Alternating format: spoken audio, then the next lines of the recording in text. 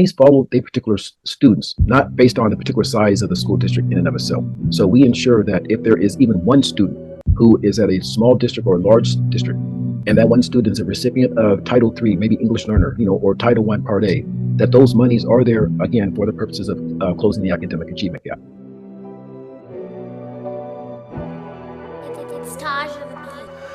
And welcome, ladies and gentlemen, boys and girls, guys, gals, and non-binary pals to another episode of All the Above, the show that gives you an unstandardized take on education. I'm Jeffrey Garrett, one of your co-hosts, and I've been a middle and high school principal and a high school social studies teacher. And as always, I'm joined by... What up, family? It's Manuel, your favorite teacher's favorite teacher. I'm a high school history teacher here in the Los Angeles area. This is year 19 in the classroom for me. And this year, of course, is All the Above, your home for news and analysis of all things pertaining to our world of education. Shout out to anybody who is joining us for the very first time. Know that we are available on YouTube for sure, video episodes, super dope editing and all that good stuff, super dope guests and all that, but also as a podcast on every podcast streaming app. So however you found us, welcome. We hope you enjoy what you hear or what you watch. And if you do, please remember to hit that thumbs up. And also, do know that we have so many past episodes with a lot of really dope guests speaking on topics ranging from early childhood education, shout out to Mr. Enna from last episode, all the way to like pretty much anything you could think of. There are very few topics that we haven't touched on yet, Jeff. We are spanning every corner of the education landscape here on this show. And it's December, mid-December, early December-ish, and holidays are approaching. Winter break is approaching. Jeff, how are you doing as this year winds down? Well, Manuel, I will say doing well. It's definitely crunch time in my universe of work, getting ready for a big mid-year event that we have coming up fresh off the break, or really before the end of the break in January. So a lot on the plate right now. Schools, of course, are busy, just, trying to sprint to the finish line here at the end of the first semester. So to all of the tired educators out there, I feel you, we feel you, and hang in there. Just a couple weeks to go here. Yeah, for sure. And education is such a odd space when it comes to like New Year season, because we have our year. My life pretty much is defined by the school year in terms of like what year I was doing this, what year I was doing that. And then there's the calendar year, which completely splits the school year. So it's always odd because we're winding down a year, but we're only nearing the halfway point of our year. So it's just one of those things, one of those complexities of being an educator. Let me throw in one more layer on that for you, because if you work in the education nonprofit space, as I do, Manuel, there's also the fiscal year to layer on top of that, which for many organizations is like, June 30th or July 1 to July 1 to June 30th every year. So there are many years, many constructions of years. It's as Einstein perhaps let us know, it's all relative, Manuel. Yeah. I hear that. Multiple years, multiple complexities here in this education world that we serve in. And, one aspect of this education world, you mentioned fiscal year. I'm somebody who, as a classroom teacher, I've never really clearly wrapped my head around like the fiscal aspects of education in particular, with regards to funding. It's always been so complicated and all that stuff. And I don't believe we've discussed that on this show ever, really, besides obviously references in our Do Now stories to items related to school funding and whatnot. So, Jeff, I don't know if you're okay with this, but I was thinking today, maybe on our agenda, I was wondering if we could do something around school funding and like trying to understand it, because a lot of our listeners are parents and caregivers and other folks who care about education but aren't really in those meetings at the district or at the state or at the federal level around all these numbers and formulations and all that. So I don't know, man. Is there a possibility that our agenda for today could take some time to try to understand the fiscal aspects of this education thing that we are working in? There is more than a possibility, Dr. Rustin. There is, in fact, a probability of 1 that today's episode is going to talk about just what you mentioned, folks. We are super excited to be having a guest with us today who works for the California Department of Education, Malik Abdul-Khaliq, who oversees the monitoring of federal categorical programs for the state. And for those who might be saying, well, what does that mean? Folks might know, and especially anyone who's a homeowner and pays property taxes knows that you contribute in your state your local tax dollars to the state funding mechanism for public schools. And your federal taxes also provide supplemental, or at least in theory, what should be considered supplemental funding to school districts, especially to school districts who are serving certain marginalized populations. So this includes low-income students, this includes English language learners, this includes students who may be pregnant, that sort of thing. So we today are having a guest. Malik Abdul-Khaliq is going to help us kind of unpack and understand not only, I think to your point, Manuel, how some of these things work, but also doing so with a bit of an equity lens, right? And really thinking about what are the ways in which school funding intersects with the history of racism, classism, discrimination in our country, with things like, redlining that shapes residential patterns, that impacts school patterns, that impacts our funding system. So we're hopefully going to connect some dots today, educate folks a little bit about how these systems work, and also think about what does it look like for our government budgets to at least try to help us close certain equity gaps in our educational system. So going to be a fascinating conversation. You definitely don't want to miss it. Well, Jeff, it sounds like we go learn today. It's going to be some learning. We're going to get our learn on around this. So, folks, again, all of the above, we try to take a look at news and headlines and things going on in the world of education. And more than anything, we try to push our thinking around the system that we are serving in and working in. And I myself am somebody who have worked in the system for a very long time, but I don't really understand school funding very much at all. So I very much appreciate having all the super dope guests that we have on the show to expand my understanding of this very complex system that we are immersed in. So that sounds super dope. But up first, we have our Do Now. We're going to take a look at recent headlines in the world of education. All right, that's coming up next. Stay tuned.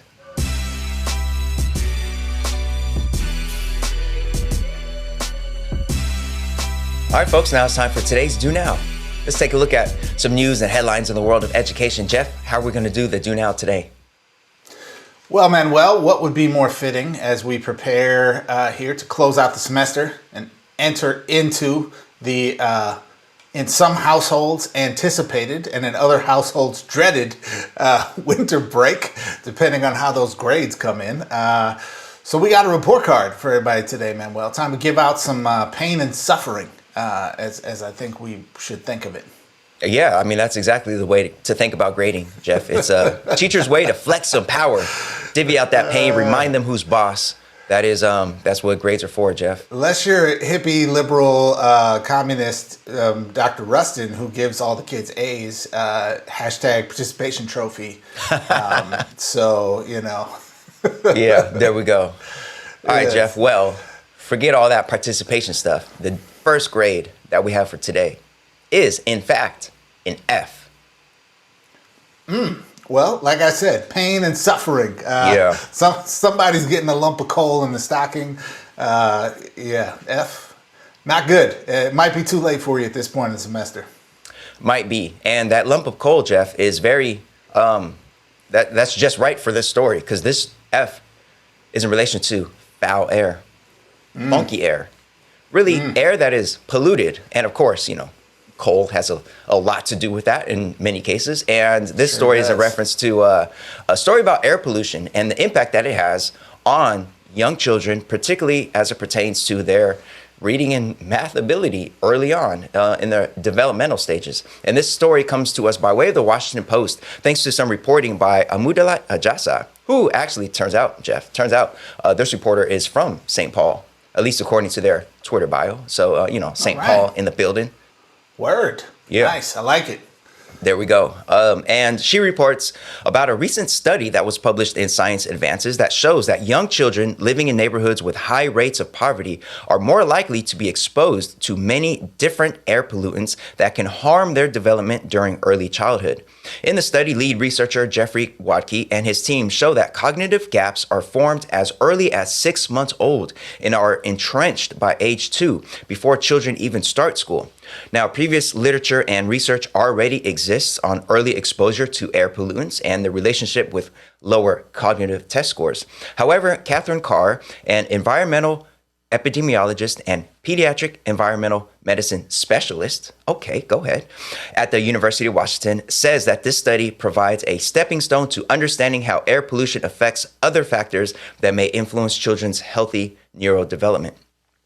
She adds, or she's quoted in the story as saying, clean air is part of the prescription for every child to meet their full health potential, including cognitive health.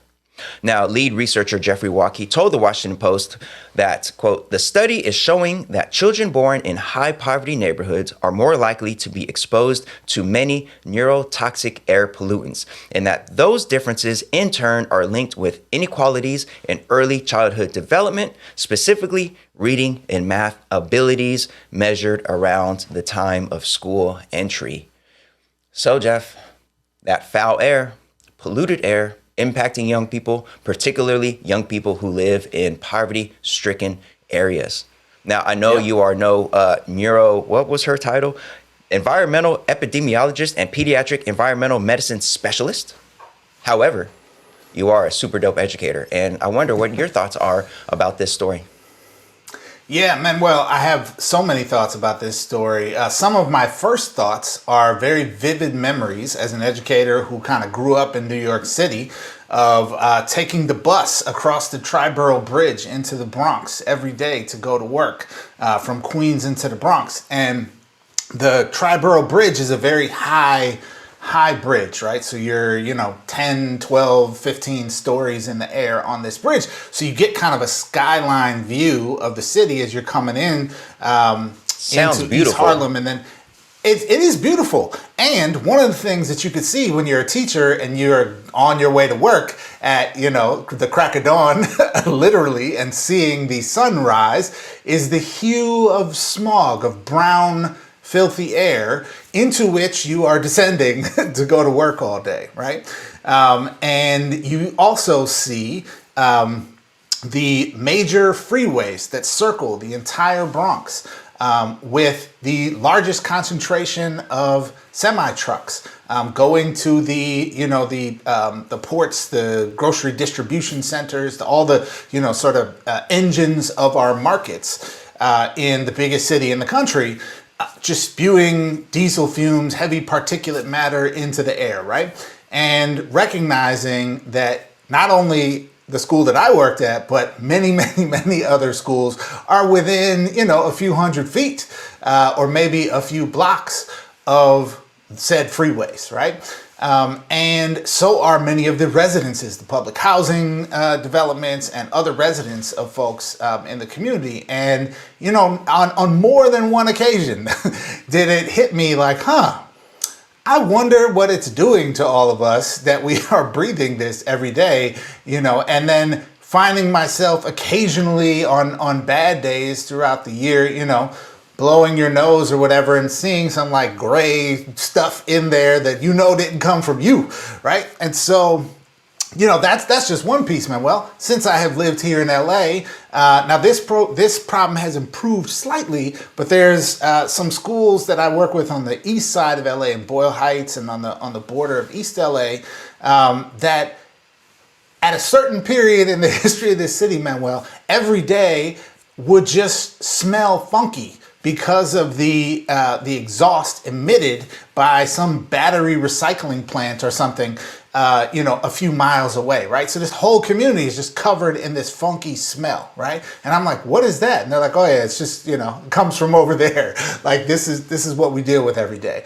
In the community of Watts here in Los Angeles, there are, recycling plants right next to schools, right? So that there is just a sort of omnipresence of air pollution both in close proximity to school buildings and also close proximity by extension to the homes where most children live who go to those schools. Yep.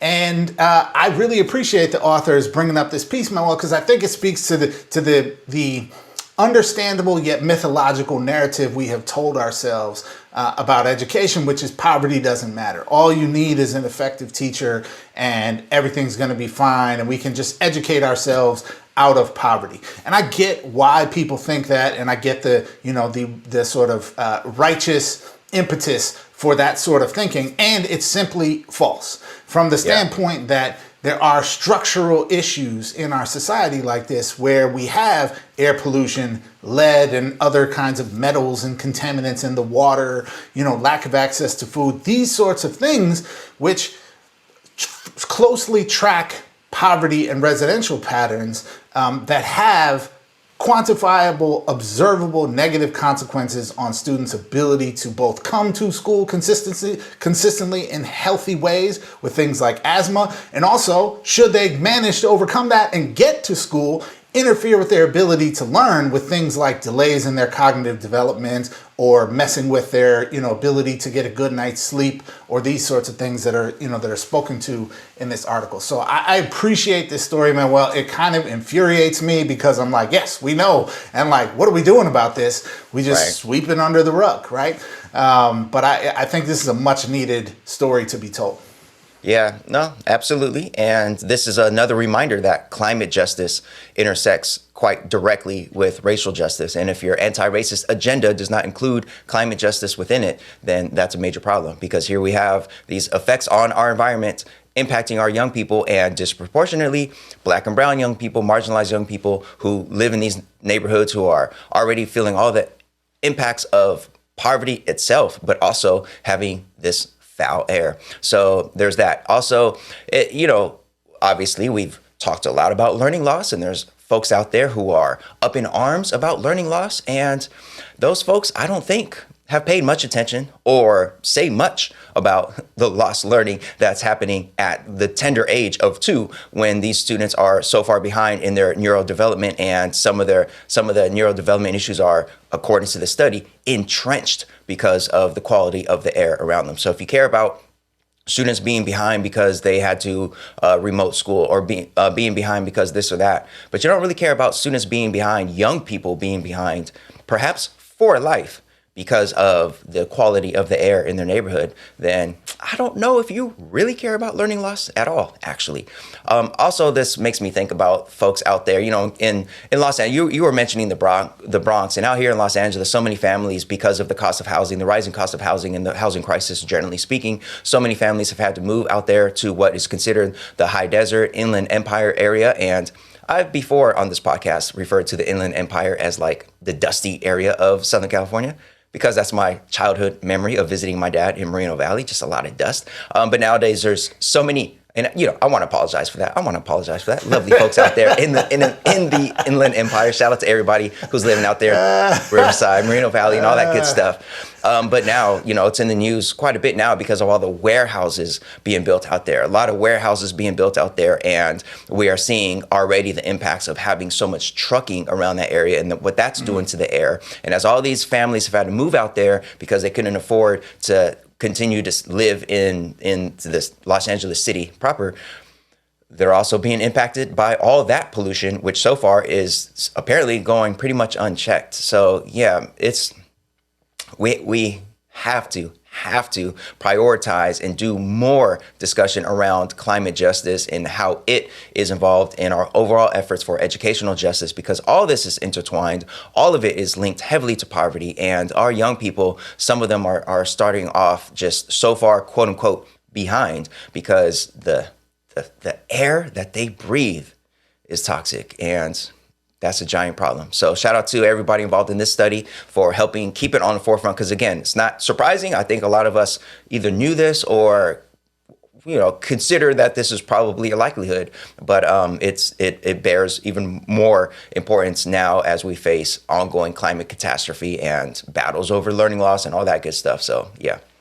Yeah, I just want to echo one thing you said, Manuel, before we move on, which is I appreciate the calling out of the learning loss hypocrites. Okay, and that might be a harsh thing to say, but I'm gonna say it anyways, because all these people who are beating the drum about the learning loss and how devastating it is at the learning loss, and this is a generational crisis we have to address. What about the learning loss? Ain't saying a damn thing about the dirty air, about the dirty water, about any of the other issues, man. Yep. And so, and certainly not coming at those the quote unquote culprits. I shouldn't even say quote unquote culprits. The actual culprits of yes. these things, major industry in this country that are spewing death into the atmosphere and harming our children.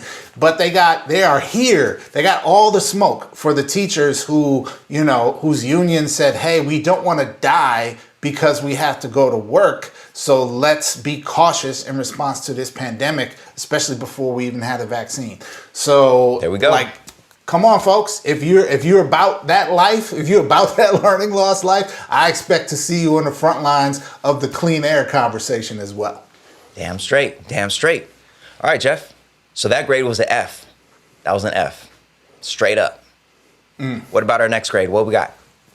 Well, man, I got some good news for you because Okay. For this letter grade, we're just gonna come out with some swagger, man. We're just gonna say aced it. Aced it. Ooh, I like that. I like that. You know, sometimes, Jeff, I'd be thinking, you know, all the conversations we have here, things could get just really, you know, depressing sometimes because all this, you know, what we just talked about, the environmental conditions and lack of funding and all this stuff. There's just so much out there. So I'm glad we finally have a story where we've aced it. I assume this is a feel-good story about, I don't know, teacher compensation or students doing awesome things. Finally, we're highlighting some of the positive things going out there where we're just going to take a time out from talking about trauma and poverty and all that stuff for once, Jeff. Yes. Thank you so much for that. I do appreciate that. You're very welcome, Dr. Rustin. Very welcome. Okay, now back to the real world. So I will say though, this story is like both kind of good and kind of like, hey, let's go.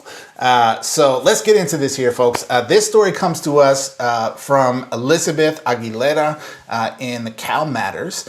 And she's writing about a topic that, frankly, we talked a lot about on this show a couple of years ago, Manuel, around ACEs being adverse childhood experiences, and the California state's effort to both identify students who have experienced ACEs and do something about it. So here we go. We're going to jump into this. In 2020, the state launched the Adverse Childhood Experiences Initiative with the goal of cutting the number of those experiences in half within one generation.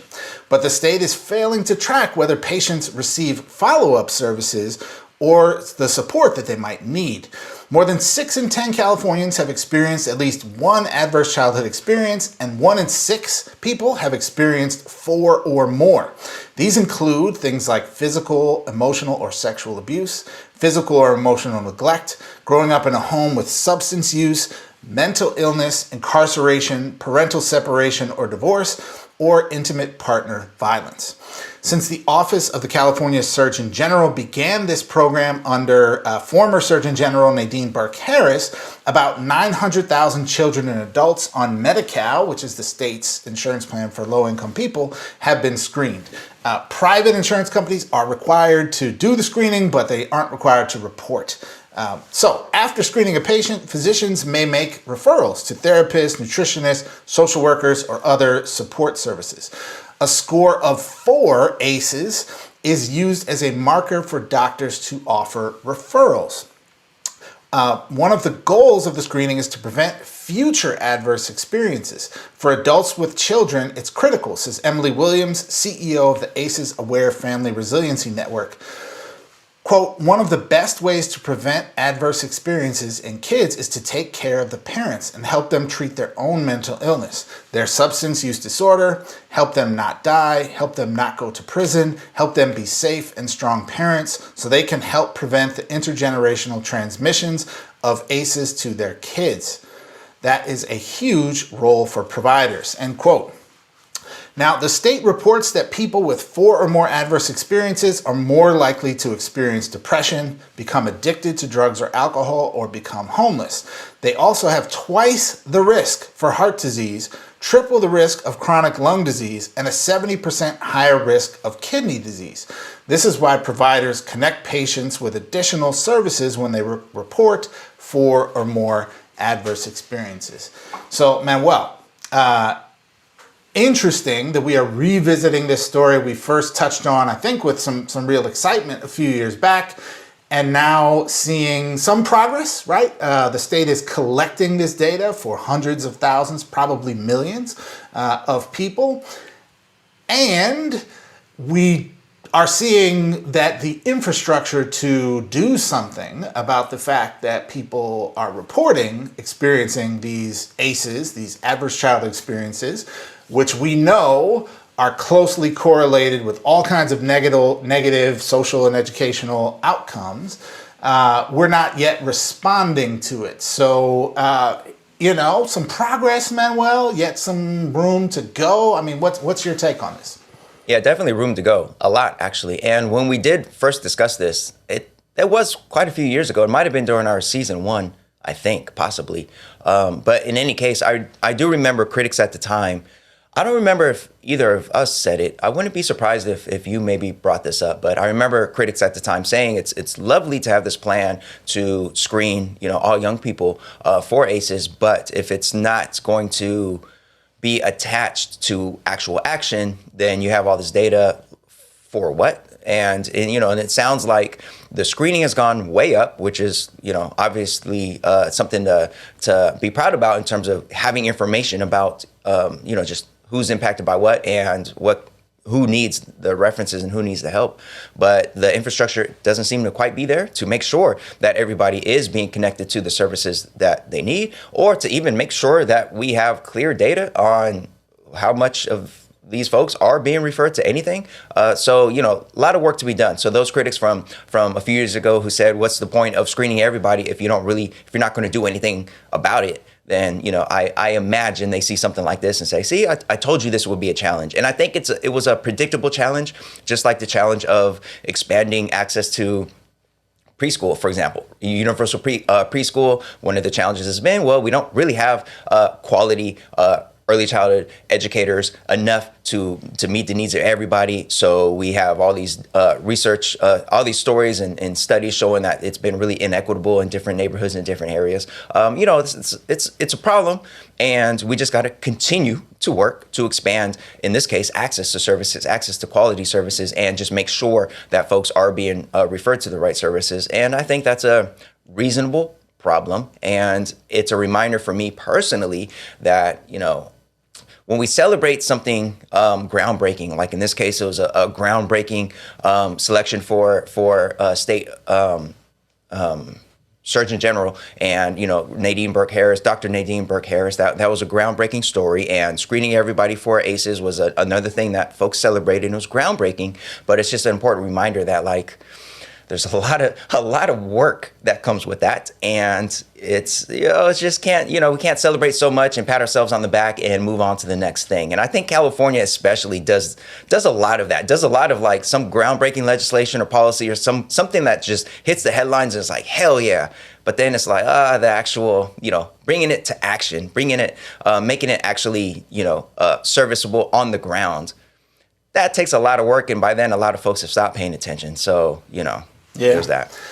Yeah, what you're making me think of, Manuel, is two things. Is that they're like, this feels like a little bit of a sort of social equivalent to when you order something or you buy a product at the store and it has a little label on it that says, this product contains chemicals which are known to the state of California to cause cancer. And you're like, okay, thanks for telling me, but if we know this stuff is gonna kill me, why am I allowed to buy it? Why is it coming to my house? Why is this in my pillow and my blankets and these things that I kind of need for life, right? It feels a little bit like that, where you're like, is it better that I know, or would I rather just not know and live my life in peace? Now, I'm joking when I say that, but that's kind of one layer of it. The other thing it really makes me think of, Manuel, is the quote. I think this is attributed to James Baldwin, which is something like, not every problem that is faced can be overcome, but no problem can be overcome until it is faced, right? And in that sense, I do feel like it's really important that we have this data because, and I'm grateful that the state has taken this step, because this is data that allows us to not sweep under the rug the issues that we know are more at the root cause level of a lot of these social phenomena that we like to just blame on schools in particular, right? And say like, oh, the kids can't read, or these sorts of sweeping statements, which, of course, schools have some responsibility in that area. And we are not sending people to school with the right conditions to support their healthy development, to support their learning, to support their ability to engage, right, in far too many situations. And we're not resourcing schools or resourcing other social agencies, right? The article talks about how just like there's teacher shortages, there are also shortages of nutritionists and physical therapists and mental health, workers and therapists, right? And so, we are seeing a kind of structural under-resourcing of the things that we need to care for people at the same time as we got, nice liberal politicians out here talking about not only should we not defund the police, we need 100,000 more police across the country, or whatever crazy number they are funding now with our federal tax dollars.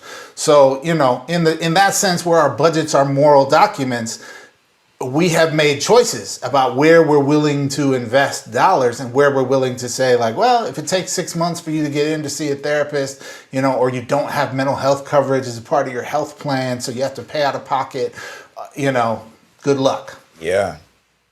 Yeah, no, absolutely. And I've experienced that myself as a teacher. This also had me thinking about, how many students I've referred to this or that type of service. And, I'm wondering about these physicians or these folks who are supposed to make these referrals. And I'm sure a lot of them do, and they don't really follow up because they don't really have it in their capacity to follow up on everything because of just the nature of the work. And as a teacher, I refer students to all sorts of stuff, and I don't always get to follow up because I'm swimming in so much as a classroom teacher, and there's so many students and there's so many challenges. And I recall a student who was receiving some services and needed those services to be ongoing, but summer break was coming and those services were not going to be available during the summer. And that just speaks to what you just said about, like, we just have a lack of support. We don't have enough people. We don't have enough services out there to meet the needs that we currently have. And we continue to invest so much money in policing and in other things that aren't helping with our overall problem of trying to really boost the number of nutritionists and therapists, mental health providers, and all these things. So there's that. And I was also thinking about what you just said about like the label about, this product contains this and that, whatever, which is known to cause cancer. And for folks who don't live in California, maybe you don't see signs like that, but in California, they're everywhere. They do. Everywhere. They see it everywhere. Yeah, and even the building that I teach in has one of those signs right at the front door, like right as you walk in, like, prop whatever warning. This and it's just like, okay.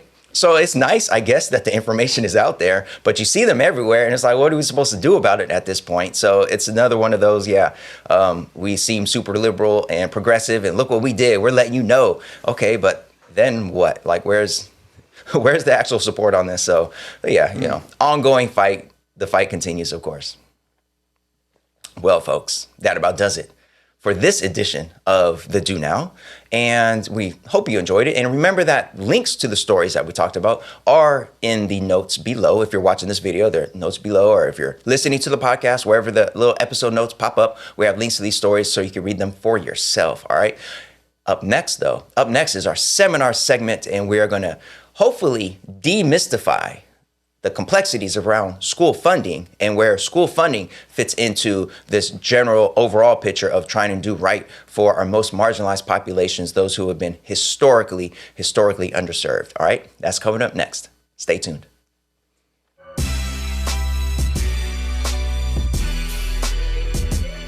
Hey folks, thanks so much for tuning in to All the Above. We really appreciate you. And as you know, All the Above is a small operation. It's just me and just Manuel, that's it. We have no sponsorships, which means we are totally dependent on our amazing audience to help support the show. So here's what you can do. Go to our website, which is aotashow.com/support. That's aotashow.com/support. There you can find links to everything you can do to support the show. You find all the links to every platform that we're on where you can like, subscribe, follow. Make sure you share our show with your whole network. Also, you can donate there. We are on Venmo. We're on Cash App, and most importantly, you can find the link to our Anchor page where you can become a monthly patron. Even a small donation once a month will make a huge difference in helping us continue to produce the show. Lastly, you can find there the link to get your flyest, best, latest, all the above show merch. Okay, all you got to do is go to aotashow.com/support. Thanks. Enjoy the rest of the show.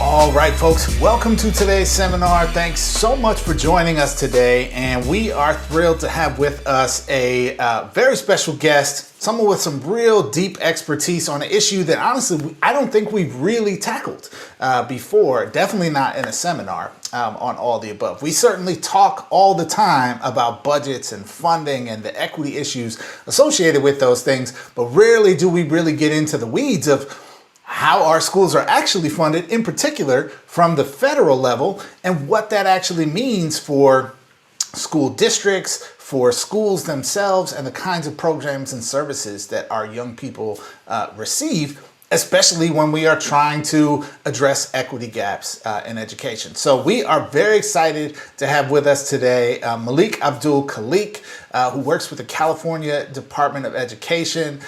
Welcome, Dr. Abdul-Khaliq, to All the Above.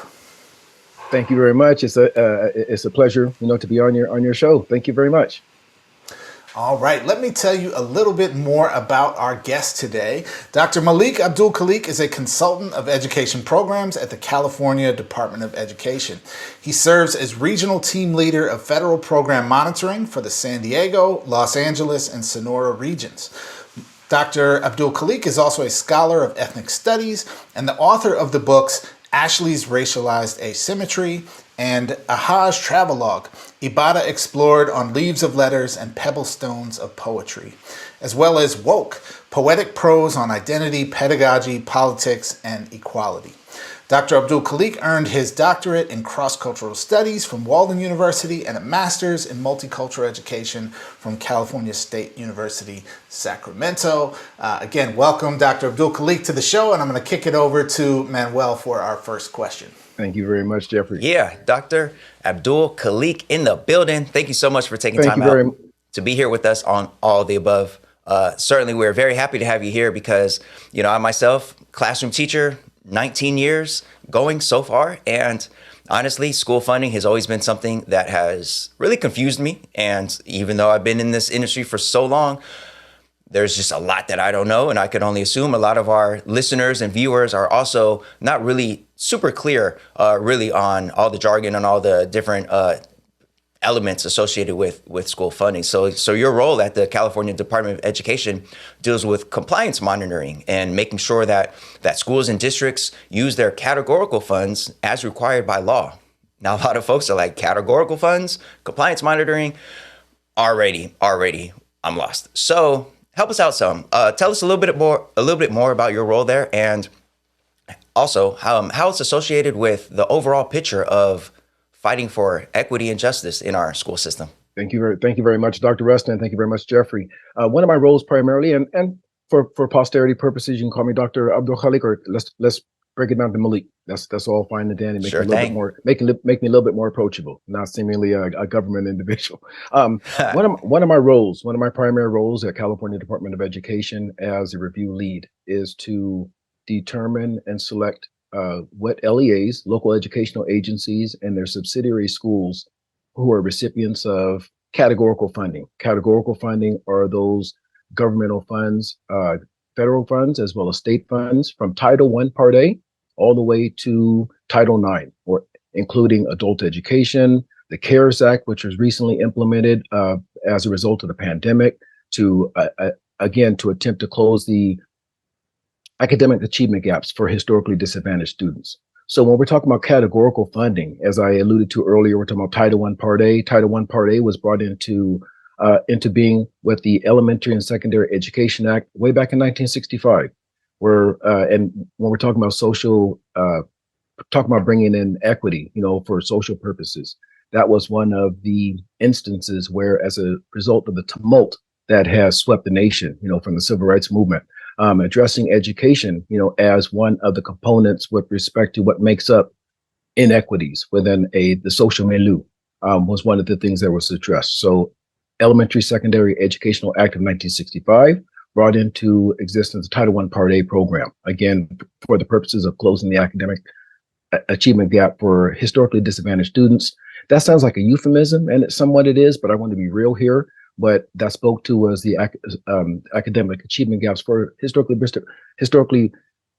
disadvantaged students, Black and brown students primarily, and rural students, poor students. So with that act that was brought into being, categorical funding was implemented. It also carried in addressing adult education also. It also brought into being addressing English learners. So we implement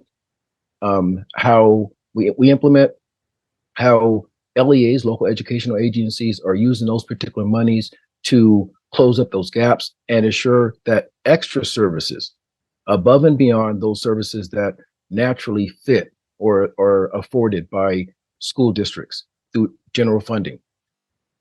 These categorical fundings are supposed to be an additional layer, of funding and services, for those particular students.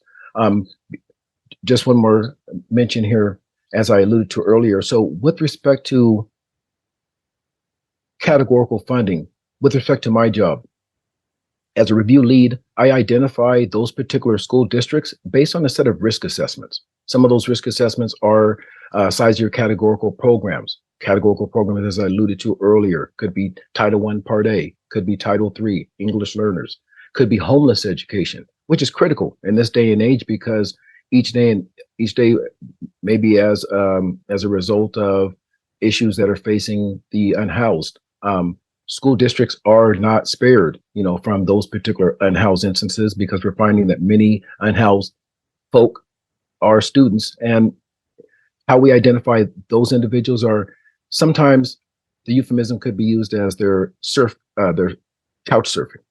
Couch surfing implies that that individual does not have a permanent place of residence. So that individual is identified as an unhoused individual, and in the state of California, also buttressed by federal government, we have homeless education services that are utilized for LEAs, local educational agencies, as well as subsidiary schools, to support those particular students.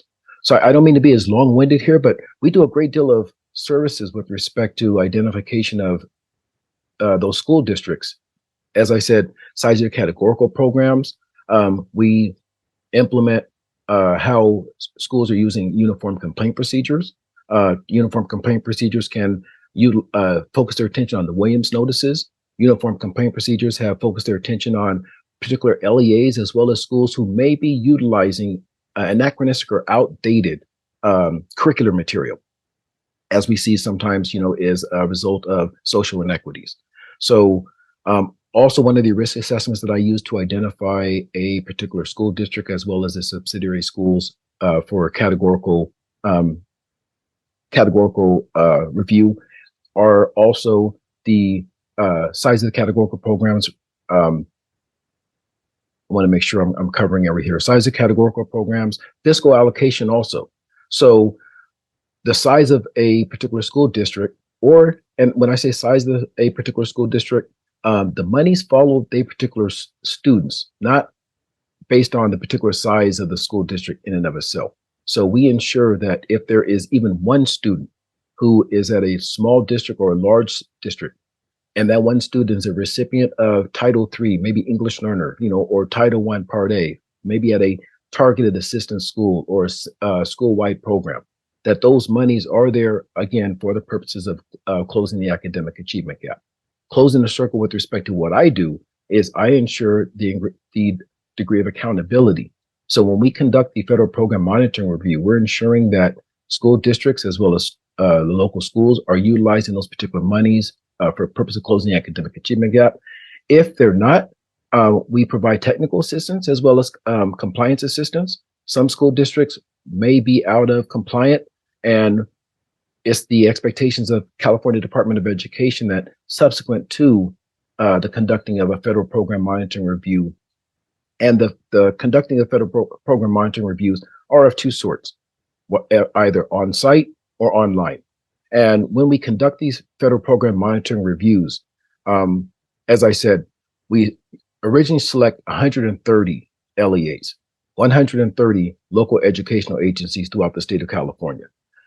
As you alluded to, Dr. Rustin, when you introduced me, and Jeffrey, as you introduced me, I am the review lead for the region of San Diego and Sonora and some parts of Los Angeles. For the last 7 years, I was the review lead for Los Angeles, the Los Angeles district proper. So when I'm sharing that information because I'm not the only review lead. I am also sharing my particular position with 5 of my other colleagues who conduct very much the scope and breadth of what I just had enumerated earlier. So we visit all school districts, the length and breadth of California, from Crescent City up in the northern part of California, all the way down to the southern border, which is right straddling San Diego, and Mexico. Didn't mean to be so long-winded with that, but I do a lot. Yeah, it absolutely sounds like it. So appreciate the very thorough explanation there, and want to actually kind of go a little bit deeper in one direction here, which is, you mentioned all of the breadth of federal programs that you oversee that are speaking in particular to various types of, I guess, I would say marginalized communities within our country. So, yes. Addressing low-income students who are unhoused, addressing, Title IX and issues with gender equity and, in education, and the list goes on there, English learners. Yes. So these are really structural efforts to try to correct for some of the history of inequity and discrimination that, of course, we know well in this country.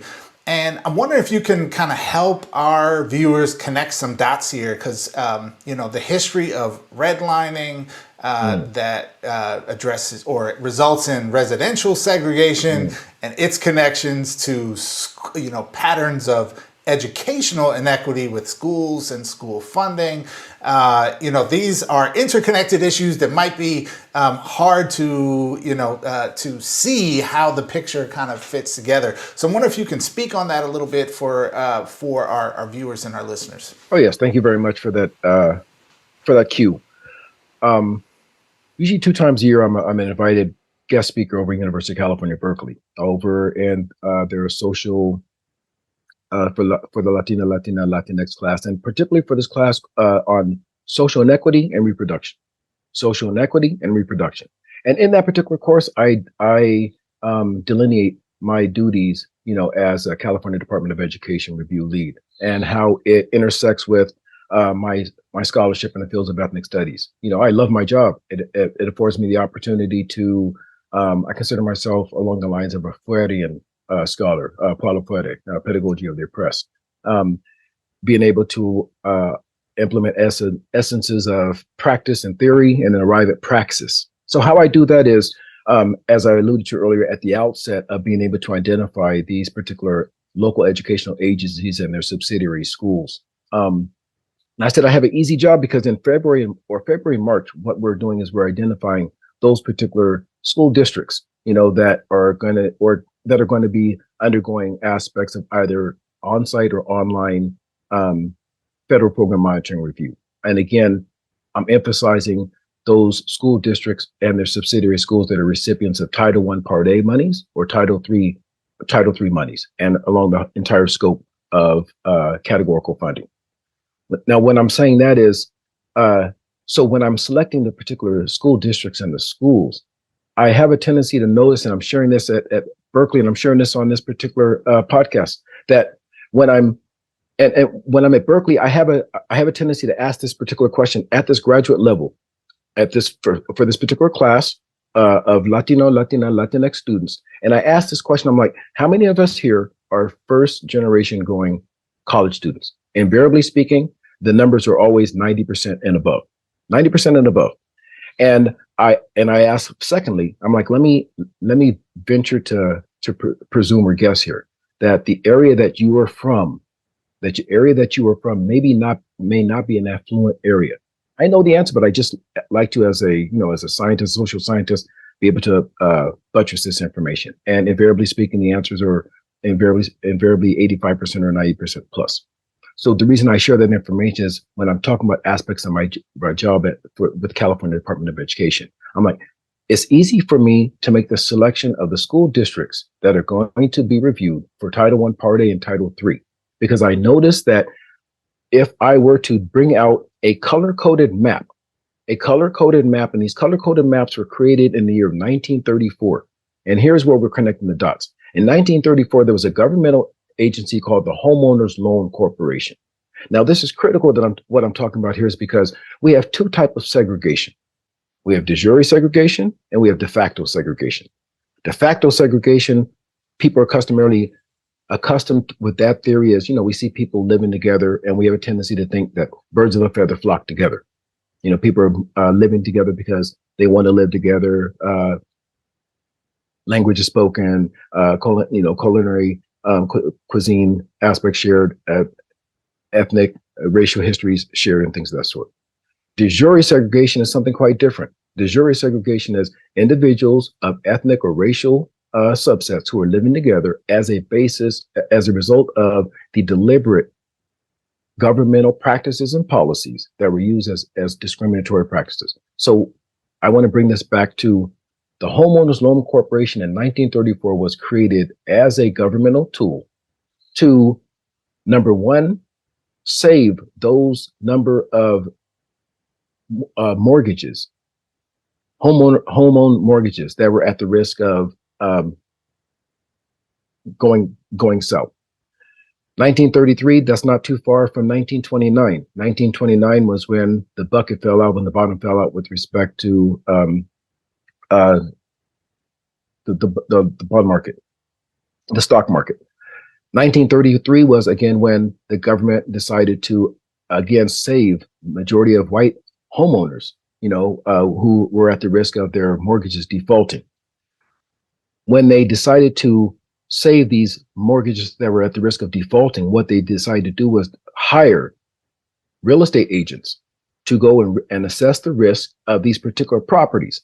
And one of the things that was determined assessing the risk of these particular properties is where the individuals lived at and where the residential areas, what areas that they were in. Either A, where they were determined to be residential areas or construction areas, or areas that were inundated with pollution or things of that sort. Where the term redlining comes into play is the Homeowners Loan Corporation created color-coded maps of every metropolitan city in the United States, and gave 1 of 4 color-coded grades to particular cities and particular metropolitan areas. Red was an area that was designated as a negative place for a bank to consider taking risk in extending mortgages to individuals. Green was considered the most safest, with blue and yellow in between. I'd be remiss if I didn't share also that in order to earn a red designated area, that place also had to be a place that was approximated by or lived in by Black folk, lived in by African Americans. So those places that were designated as red, banks would not extend mortgages to individuals who lived in that particular area. So that was a result of the Homeowners Loan Corporation. In 1934, we find that the Federal Housing Authority was created. And the Federal Housing Authority was created for the purpose of kickstarting the suburbanization of America. But we also find that the federal government involved itself in creating instances of segregation where segregation didn't exist. Because in order to be a candidate to be a recipient of federal housing authority mortgage loans, again, an individual had to be non-Black, had to be non-Black. So we find that not only the banks precluded extension of mortgages to individuals who were Black, but also entire neighborhoods. I'm thinking in particular to Richmond, California, where a particular Rawlingwood, a suburban area was created consisting of 170,000 living units. And how you impact 170,000 living instances and create a situation where no one there is able to own a house who is Black or brown is then you institute restrictive covenants. So I'm trying to connect the dots here. Restrictive covenants were put into place where mortgages deeds had written deliberately into them that either a house could not be sold to an individual who was identified in that particular house as being Black or brown. This extended also to the particular area that the house was in. I think we have a tendency sometimes to forget that schools serve the immediacy of the residential areas that make them up. If the particular residential area has been identified through either A, as the homeowner loan corporation with redlining, no services being extended, no mortgages being extended, no services of home ownership being extended to the individuals who live in that particular area.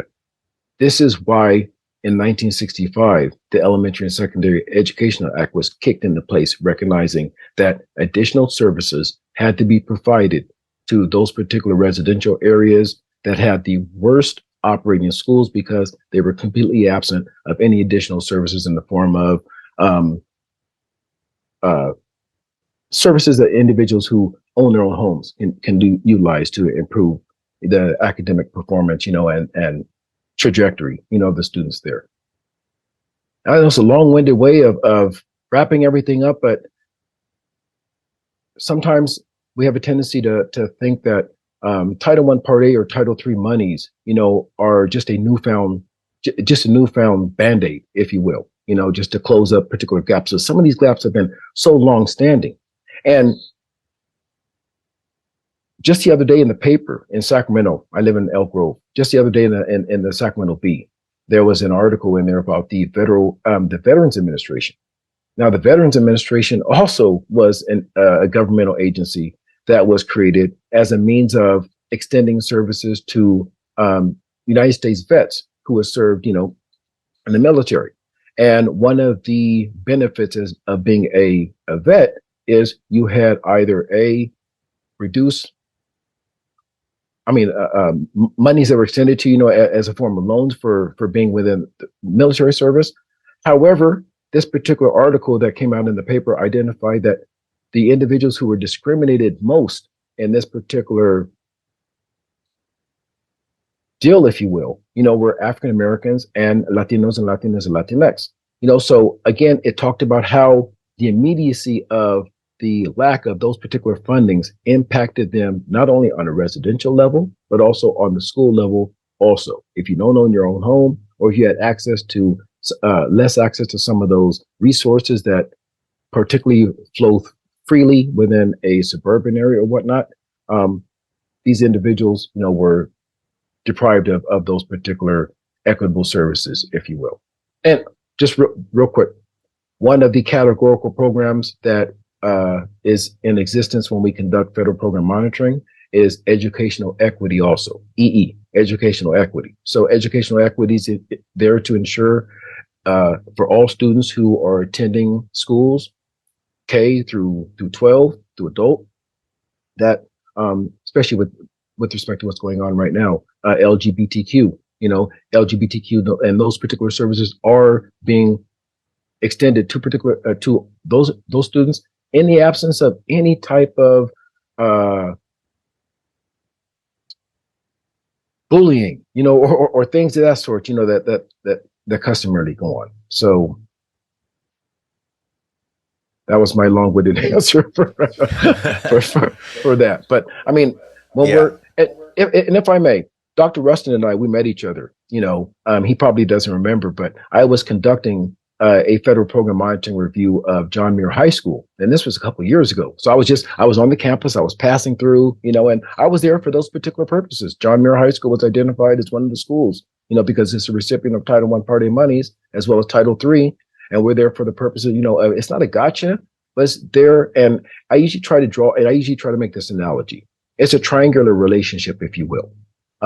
The bottom corners of the triangle are occupied by educational partners. We at California Department of Education, we're educational partners. And the educational partner occupying the corner opposite of us, those are their respective local educational agencies and the subsidiary schools that we're visiting. However, the cardinal educational partners in this whole triangular relationship are those who are situated right at the top where they should be, and those are the students. So presenting it in that sort of philosophical way, if you will, it does, in a sense, lessen the gotcha or the sense of uncomfortability, that school districts or schools customarily feel when we're coming out there. But I try to reframe it in a sense of, look, we're trying to ensure that those services that should have been there customarily for all students. And one of the things also that we ensure that there's a degree of comparability when we're conducting the federal program monitoring review also is meaning that at the bottom level, all schools and all school districts should be comparable with respect to how they're conducting their affairs, irrespective of the reception of categorical monies, meaning that categorical monies are only there to provide extra services. Everybody first should be dipping into their general funds, GF, but general funds. Yeah, well, thank you for that.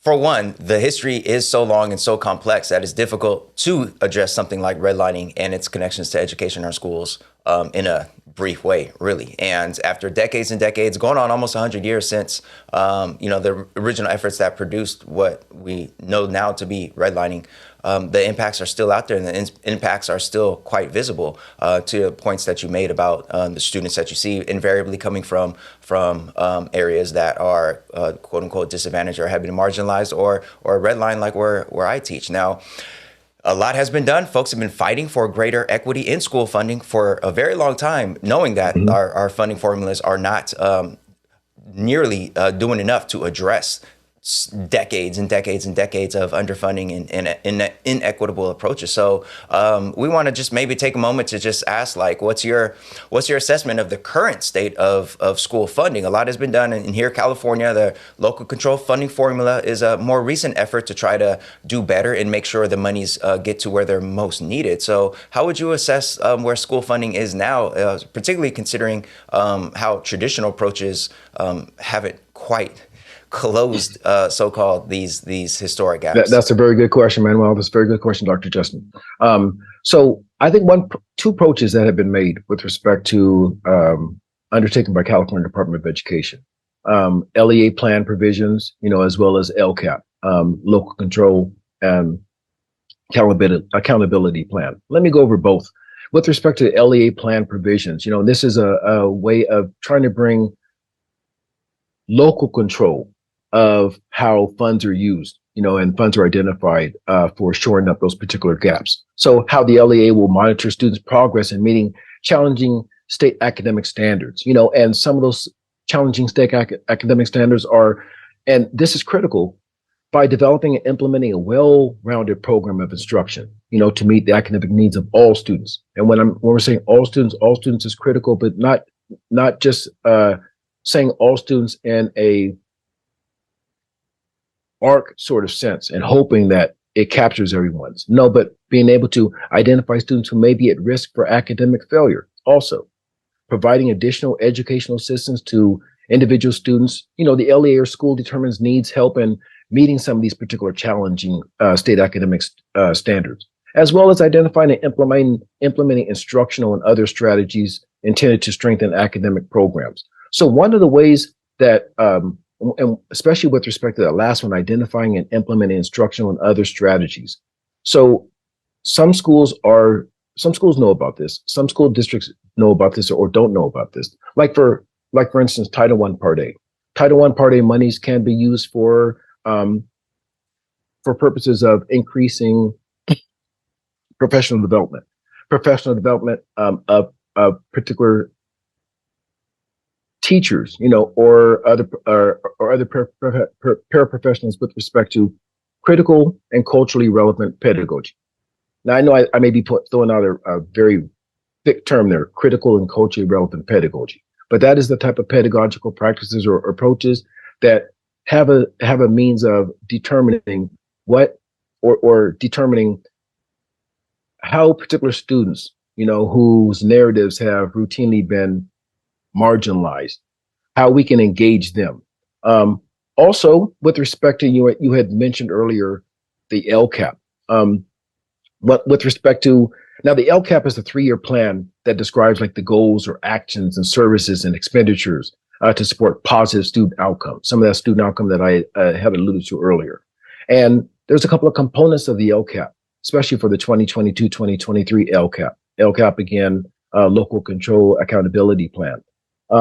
Some of those could be local control funding formula, budget overview for parents. And this is where parents are engaged. This is where we see as the California Department of Education that, again, with this triangular relationship with students being situated at the top, one of the critical ways to ensure that equitable services are included are to engage parents also. Supplement to annual updates for the 2021-2022 LCAP, planning summary, engaging educational partners, goals and actions. Also increased and improved services for foster youth, English learners, and low-income students. So all of these particular things that customarily sometimes are used are seen as wraparound services. These are all included within the LCAP and within the LEA plan. I want to go over one more thing here. Also, some of the components of the LCAP are focusing on action tables as well as instructions. Now, if I can bring this right back to what I was talking about, compliance monitoring. One of the things that when we're done with the compliance monitoring on site or online, we do provide a report of our particular findings, if you will, what our discoveries were. And the relationship doesn't stop there. The relationship is an ongoing relationship. It's the expectations of California Department of Education that any findings that are resulting of a federal program monitoring review be resolved within a 45 calendar day period. However, our attention is on the systemic practices of that particular local educational agency, because again, the reason why we're there, the reason why we're conducting the federal program monitoring review is a result of CAR's Consolidated Application Reporting System, the particular LEA, local educational agency, applying for those particular funds, being a recipient of those particular funds, signing a set of assurances. Those assurances are promises that those particular monies or categorical funding will be used for, again, closing the academic achievement gap. And then just for the purposes of accountability, because we're driven by the federal government also, we have to ensure that that form of guidance that we provided, technical guidance and compliance guidance that results in a finding, those findings have to be resolved within a 45 calendar day period. However, as I alluded to earlier, since the focus is on the systemic nature of some of those academic services deficiencies, we extend to a maximum of 225 calendar days from the last day of the review in order for if a school district should request an extension, because again, the focus is on the systemic nature, and elimination of the systematic nature with respect to how some subsets of students, are left out of this whole pedagogical affair, if you will. I know that was a long-winded way of trying to fold everything in, but we do have an eye on trying to mitigate at best the perpetuation of those social inequities. Is it a perfect system? I don't think there is, such a thing as a perfect system, but bringing it closer to where individuals exist with respect to the local control, accountability plan, local control, as well as local control funding formula, local control. And nothing can be more local than one of the most powerful agencies that exist that's included within this federal program monitoring review or within categorical funding or school site councils. When we come out to particular schools that are recipients of Title I Part A monies or some categorical monies, it's incumbent upon them by the state as well as the feds, to establish a school site council on that particular school site. And as I alluded to earlier, it's a very powerful organization because that particular school, that particular committee, the school site council, is responsible for identifying how the use and how the extinguishment of those particular funds are going to be handled.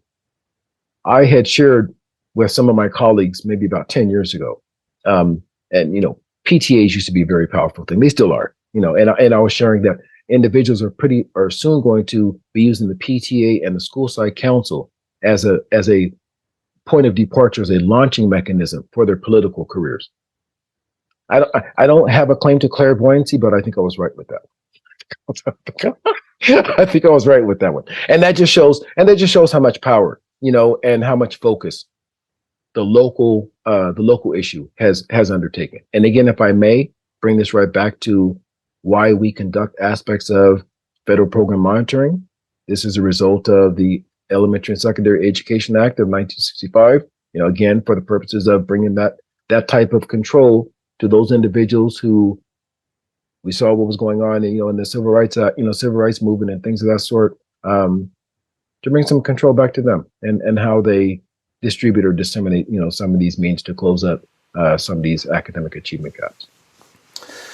So, Dr. Abdul-Khaliq, in our last couple of minutes here, we did want to try to squeeze in one final question for you, which I think is building on some of the things you were just saying. Really is kind of looking ahead, right? And so, in this environment where there's just a tremendous amount of rhetoric around learning loss and response to the pandemic, and there's been major new infusions of federal dollars into public school systems across the country.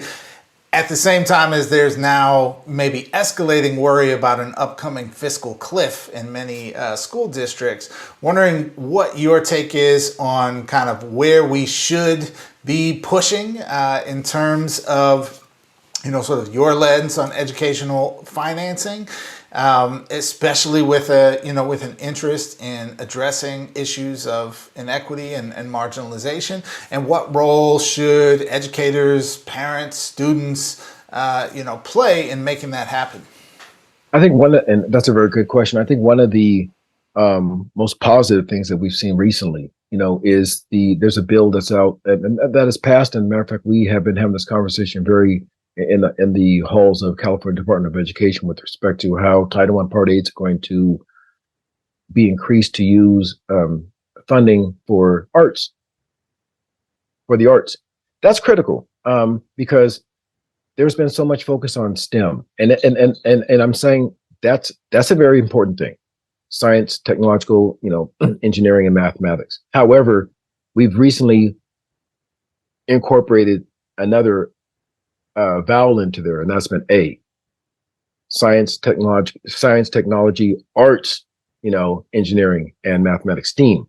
So with that emphasis on incorporating an eye on arts, we're thinking that it's going to be very critical. And the school superintendent for public instruction, Tony Thurmond, we're thinking that's going to be critical with respect to incorporating and including more students who have been marginalized, more students who have been turned off, especially with respect to the last 10 years, because either A, they weren't respected with respect to where their minds were working. And I'm not saying deliberately, but with less funding for the arts, for music, for um, uh, other arts, literature, and things of that sort, where some students have gravitated toward. Um, we would notice that when we would be conducting aspects of the federal program monitoring review, that we would be asked those questions like, how could we use these particular this funding source to capture, or increase the self-agency of these particular students, So again, as I alluded to earlier, is it a perfect system? No, there's a lot of tinkering with it that we're trying to do. But with respect to eliminating some of the inequities that exist, if we're considering a looming recession on the horizon, and we know that with recessions, a scramble for resources, those who are already doing without have to even tighten up their belts more.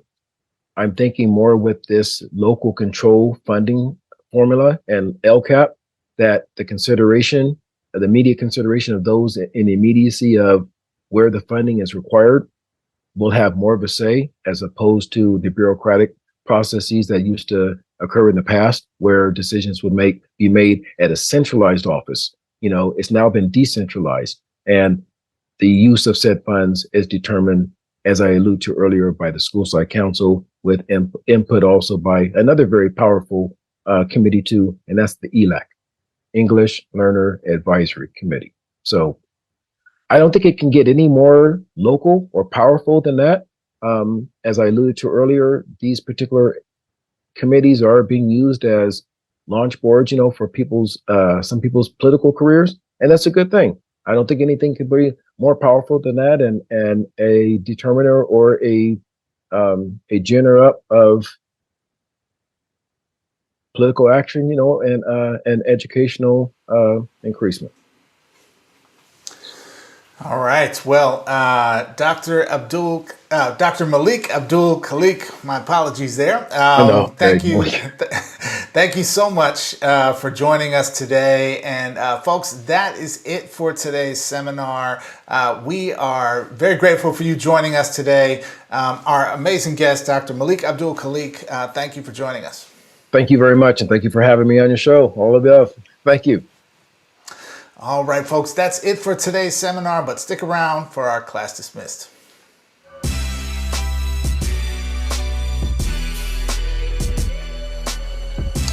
All right, folks, we have reached that time in our episode where we like to pause for a moment, reflect, and give some love, some shout outs to folks out there in the world of education, just doing good things, doing good work. So, Dr. Rustin, who do we got for today's class dismissed?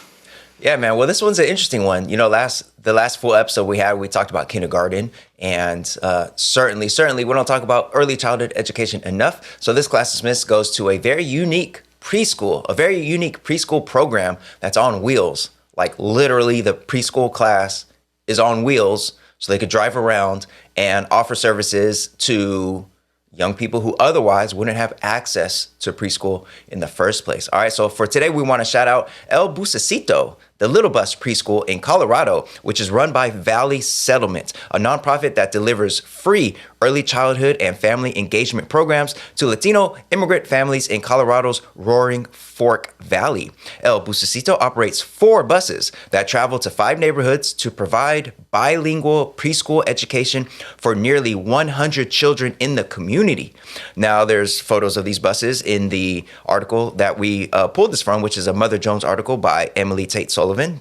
Definitely check the link below to read more details about it. But these buses are gutted and they're retrofitted to look just like traditional preschool classrooms. These mobile spaces host 3, 4, and 5-year-olds in the valley who otherwise likely wouldn't see a formal learning environment until kindergarten, by which time many of their peers are already steps ahead. So a very important service being offered here, helping expand preschool to students who otherwise wouldn't have access to it. And Jeff, these photos are amazing because like you definitely can't tell it's on a bus. Like it's just a really dope preschool classroom where little kids are in there playing with, blocks and things like that. And it's a very dope program, making sure to try to capture folks who otherwise wouldn't have access. So shout out to everybody behind these bus preschool programs out there in Colorado. Yes. I love it. Busesito. I love the name. Yeah. I love the work. And hey, man, if we can't bring the people to school, let's bring the school to the people, right? So I love it. I love it. Yeah, for sure. All right, folks. Well, we have reached the end of today's episode, and we want to just give some love and shout outs to those of you who are rocking with us still at this point. You've made it to the end. Props to you. And, since you're here, we do have one final ask for you, which is to show us some love, man. Give us that 5-star review. If you're listening on one of the podcast apps, give us the thumbs up. If you're checking this out via social media, like this video. If you're watching it on YouTube, write us a review. 5-star reviews are especially appreciated. And, every little bit you can do to help spread the word about all the above helps us get the message out and keep the show going. So thanks for being a supporter of the show. Appreciate you sharing it with your network, and we'll keep working hard to bring all the above to you each and every week. Of course, if you want to support the show, just go to aotashow.com/support. That's aotashow.com/support. There you can find everything you need to know about how to support All the Above, how to subscribe, how to get your flyest new All the Above show gear and swag. So maybe a little gift for you or for someone else for the holidays can be found there as well. Again, that's aotashow.com/support. Thanks for joining us, and we'll see you next time. Yeah.